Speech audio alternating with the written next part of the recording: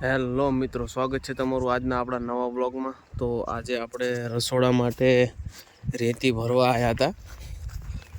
તમને બતાવી દઉં, અહીંથી આપણે રેતી ભરવાની હતી 50-60 બખડિયા, પણ હારો બખડિયા ભરતા ભરતા એક સીન થઈ ગયો હે। જોઈ શકો છો તમે, 43 બખડિયા જેટલું નાખ્યું અને આખો લારો ઊંચો થઈ ગયો। જો કે આપણી નાનકડી ભૂલના કારણે આખું ટેલર ઊંચું થઈ ગયું છે, જોઈ શકો છો તમે।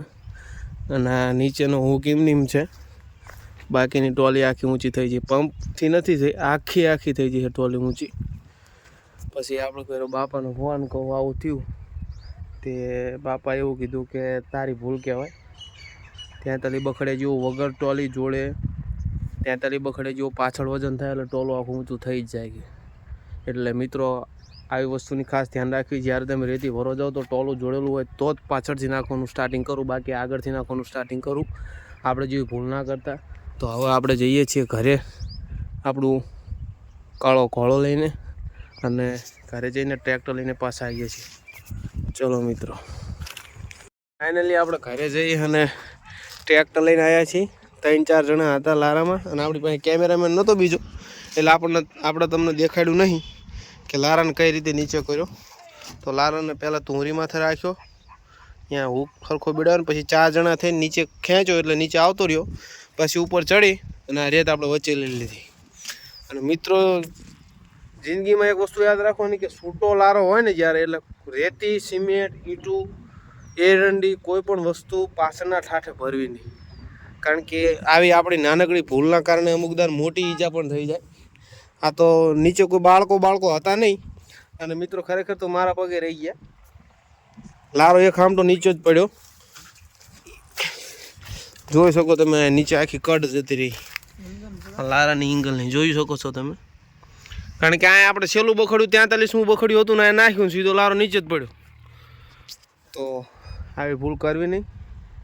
તો આજના માટે તો આપણે આટલું જ છે બ્લોગમાં, અને આપણા 50 બખડિયા પૂરા થાય પછી પણ તમને બતાડીને પછી અહીંયા આપણે છેલ્લે બ્લોગને વિરામ આપીશું। તો જોડાયેલા રહો મિત્રો, આપણે બાકીના 20 બખડિયા નાખીને પાછા તમને બતાવીએ। તો ફાઇનલી મિત્રો આપણે જે બાકી બખડિયા હતા એ નાખી દીધા છે। ટોટલ 65 બખડિયા નાખ્યા છે। એટલે મિત્રો 65 બખડિયા એટલે કંઈ તમને આ રેતી એવું લાગતું છે કે આ તો થોડીક જ છે, પણ મિત્રો રેતીમાં વજન વધારે હોય। 65 બખડિયા એટલે લગભગ 1 મણનું એક બખડિયું ગણો ને તો 65 મણ વજન થયો। એટલે બાકી તો તમને ખબર જ છે કે આવા પછી આવી મિસ્ટેક કરવી નહીં મિત્રો, કારણ કે જીવનમાં અમુક વસ્તુ અને ભૂલ થાય જ તે બધાથી મિત્રો। આપણાથી ની ભૂલ થઈ ગઈ તો થઈ ગઈ, પણ હવે પછી આવી ભૂલ થાય નહીં મિત્રો। એટલે હવે આપણે જશું ઘરે, અને ટ્રેક્ટર તો જોડ્યું નથી, પણ ફાઇનલી આપણી ટોલી નીચે આવી જઈ છે। અને ટ્રેક્ટરને જોડ્યું નહોતું, આજે ટ્રેક્ટરની જે પાવર લિફ્ટિંગ આવે એના દ્વારાથી આપણે લારાને એની એક્ઝેક્ટ જગ્યાએ આપણે સેટ કર્યો હતો। આવી બધી વસ્તુનું ધ્યાન રાખવું મિત્રો, ખાસ કરીને ખેડૂત મિત્રોને, કે ટ્રેક્ટર જોડેલું ના હોય ટોલી સાથે તો કોઈ વધારે લોડ ભરવો નહીં પાછળના ભાગમાં। આગળના ભાગમાં ભરો તો ટોલીને કોઈ વાંધો ના આવે નહીં, પણ સેફટી પહેલાં મિત્રો।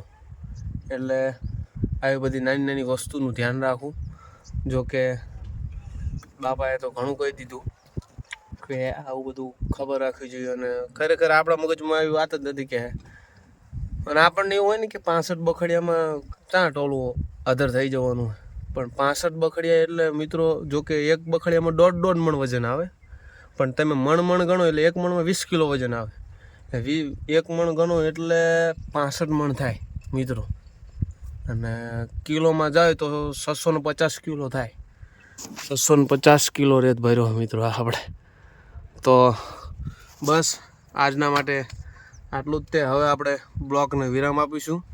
તો મળીએ આપણા નવા બ્લોગમાં, આવજો મિત્રો।